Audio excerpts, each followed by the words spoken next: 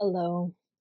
So this week, I actually was not feeling well the first time in a long time. I have never even had COVID. This wasn't COVID, but I wasn't feeling well. So I didn't do my movement medicine class with my people. So what I'm putting in place is this nervous system first aid. So this will go out to everybody. And so here's the benefit of being unwell for a day. And nervous system first aid. What I want us all to have in our toolbox is a way to not get hooked in to all of the craziness that's coming out about our government, this administration, all of the flurry of executive orders, right? And you may say, well, I don't pay attention to politics. Okay, that's great. You do what you need to do. And because this energy is out in the collective and it's a shock and it's an overwhelm process that's actually meant to do that, to shock us and to overwhelm our nervous systems, that even if you're not paying attention to the news and politics and the government in general, you're most likely being impacted by this energy as well. And so, what we want is to not be hooked in, not to get pulled into these places that don't have our best interests at heart. Okay. And so nervous system work is resonance work. It's vibratory. It's vibration that our nervous system picks up on, right? And so it's the tea that we're steeped in, the energy that's present. It actually can, if we don't know how to unhook our nervous systems, we just get pulled along in the river of whatever emotion is happening. And fear is a big emotion that's happening in the general public, actually worldwide right now. And so, as we can unhook from fear, now we need our fear responses when actual survival actions are needed. So, we do need them, but we also don't want to always be there. Because if we're in fear all the time, our nervous system is in its survival mode and we don't have a bigger picture view. We don't have as much clear thinking. We aren't curious. We don't have the ability to be in even beauty or awe or delight. We are into a very more narrowed down way of viewing the world, which actually happens in our biology through this survival stress. So, as we learn to unhook our nervous systems, we actually get a wider view and we're able to be more interconnected in the world, which is going to give us more safety and security anyway. So this is first aid. These are just bandages and tools to have in your toolbox, right? This isn't all of what we need, but these are some of the practices that we need. So the first thing, what's happening in your body right now? From hearing my words, did you already get more energy? Did your heart rate go up, right? Did you start to feel stuck or frozen? I want you to just take a moment and look, and I'm going to be speaking to different places in the nervous system. So if your system kind of went into what we would call a freeze or a shutdown, like did you just start tuning me out? Then start wiggling your toes, wiggling your feet, moving your feet and ankles. All of us can benefit from that, so why don't we all do that? Just move your feet and ankles. I'm doing it, you just can't see it. And then what does that do? It brings our awareness down to our feet, right? And if you're not sitting, I'm going to encourage you to sit for this beginning. So I moved my stool back so you could see. So I was moving my feet and ankles like this. You could be moving your feet and ankles in a different way, but I am going to encourage you to find a chair, right? And just notice through your body what your ankle or foot movement, you could just be moving your toes, like what that does. Now, I have my feet wider and I even put my hands on my seat. And now it's like, as I'm moving my feet, it's like I'm walking or running. And I want you to see if that feels good to you. Because what this does is it gives your body a sense that, oh, I can get away. I can move. I can get out of this. Even if we feel like right now, especially in this climate, there's a lot of things we can't get away from. But our body right now is in relative safety. right? I suspect at this moment in time, you do not need to get away from anything. But there may be times that you did need to get away from things and your body did not have that completion. So just give yourself a moment to run. And if you can, let it move through your other joints, through your knees and your hips. So I'm just lifting one heel, then the other faster. And it's having my body go side to side a little bit. And I want you to see if you can do that, if it feels good. Now, if that feels like too much effort, your job is to just wiggle your toes. Okay. And then slow whatever you're doing down to like super slow motion. Like if I was running, I would be at like super slow motion. Those of you that remember the $6 Million Man, that kind of slow motion, right? Let it carry through your feet, though. It could be up to your arms, but let it carry. And imagine yourself now powerful and running. Even if you're just doing your toes, imagine yourself powerfully running. And then pause. Pause. Come to stillness. Give your body a moment. Notice what you feel. What's present in your feet, if anything.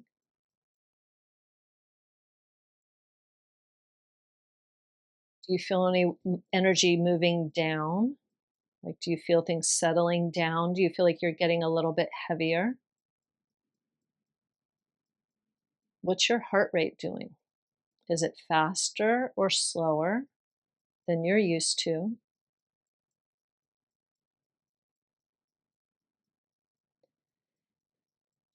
And then my suggestion here is just to take a moment to look around your space, look to one side, and really start to notice something. And if you're like, what do I notice? Notice a shape or a color or a texture. So you're just looking one direction and then the other, side to side.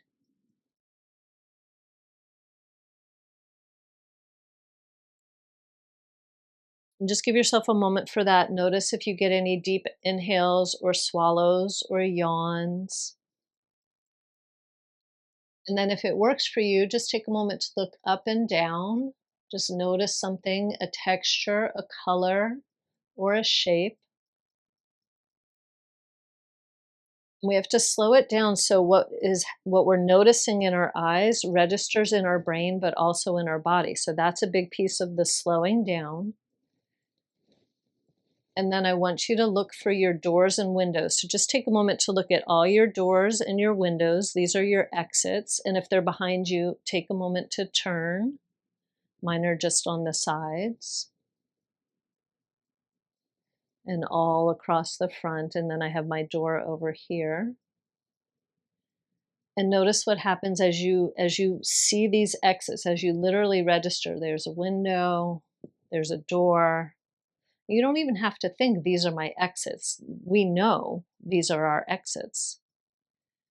And then back to your body. What's physically happening in your body? Do you feel any kind of movement? Are you getting those deep inhales or those swallows or those yawns? Do you feel any of that kind of tingling or softening of energy down? I just want you to do one more thing. This time you're going to stand up. I know it may be hard, but I want you to grab a blanket. And I recommended in the beginning that you have a blanket. So I really encourage you to grab a blanket. Now you could sit back down for this, but I'm going to stay standing. I want you to grab a blanket and wrap it around you. I love these Mexican blankets, which we often call yoga blankets, but they're Mexican blankets. They are heavier. And so the heavier, the better, right? And wrap it around so you can feel it on your back body and hug it in, right? So I've got my hands holding the blanket and hug it in, right? Something big like this so you can feel it on your shoulders. And then the first thing I want you to do is just rock side to side while holding that blanket. So you're just moving weight from one foot to the other. And then we're looking for these signs that our nervous system is coming down. So, what goes up in terms of energy, in terms of mobilization, in terms of heart rate, must come down. And if it doesn't come down, it gives our system challenges. So, we want it to come down nice and slow. So, those sighs or those swallows or those yawns are indication that your nervous system is settling in a nice, easy way.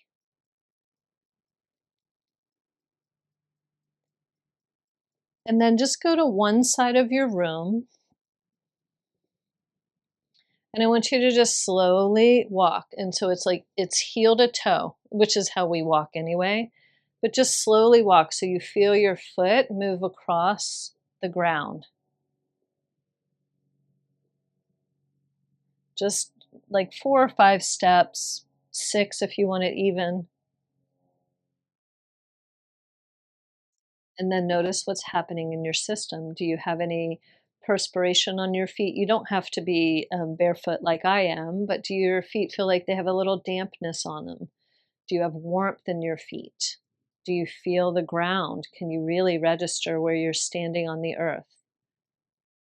And are you getting these yawns or these deep inhales, or are you burping? Which sounds very strange, but if you're burping, that means you've got into this deep place of our mysterious gut and things have become more active. And that's what we want. We want things to be online and working. And then the last piece, back to a chair. So you get to sit again.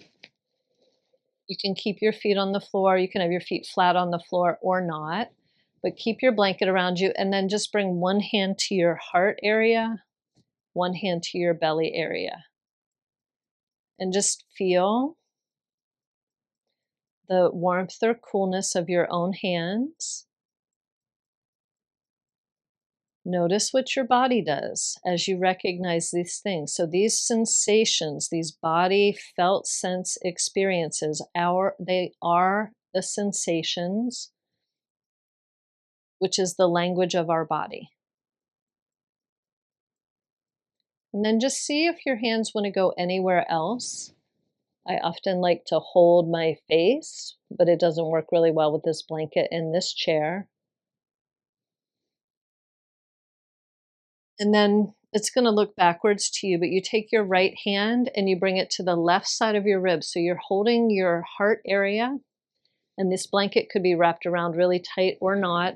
And then this left hand, it could go up to your shoulder or it could go across to the right. And this is a containment hold, right? It works similar to the blanket.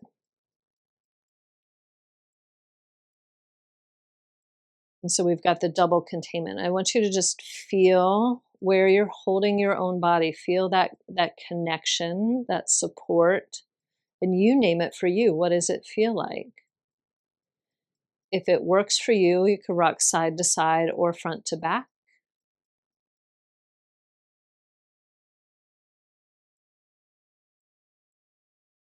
And then while you could be rocking or not, with this containment hold, just take a moment to look around your room. And I want you to look for either circles, rectangles, or squares. And just take a moment to notice how many of those objects you have in, like, how many of those shapes you have in your room, literally.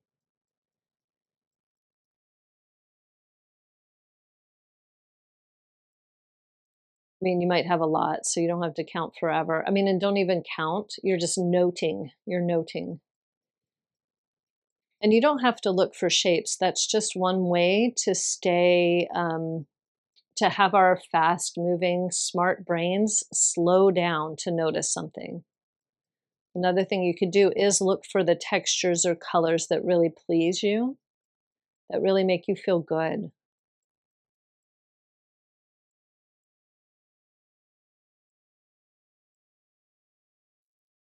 And then when you're done looking around, just bring your head back to center. Take a moment to notice through your whole body. Like, do you feel energy, which could be warmth or cool or heaviness? Do you feel like energy going down? Do you feel those tingling, bubbling types of energy? And if things still feel up in your world, if you feel like your heart rate goes back up as you start to notice your body, bring this blanket in tighter and see how that goes. Because generally, the containment is going to help your nervous system settle down. We don't always want to be calm, but what we want is a responsive nervous system. So if we're always heightened, if we're always running high on energy, if our heart rate is running high, right, that's not good for us for the long term. We want variability, we want flexibility in our system. We want to be able to respond. So as we unhook our energy from the collective energy that's trying to be manipulated, as we unhook that energy from our own system, we gain this autonomy that we are able now to make decisions from a way more clear headed space. It may take a couple times to do this. You may need to work with somebody one on one to get more settled, depending on what your situation is. But if you do this type of practice that we just did today, if you do this every day for a week, I will guarantee you that you feel a difference in your nervous system. And I don't guarantee or promise things easily. Ask my kids. Um, and I know that it works because I've done the practice. Now, if we have a lot of energy in our system, we need more practices. We need our practices to meet the level of intensity in our system. Okay. But this is a beginning nervous system first aid to help us find our way in this wildly shifting world. Thank you so much for being here. I will talk to you next time.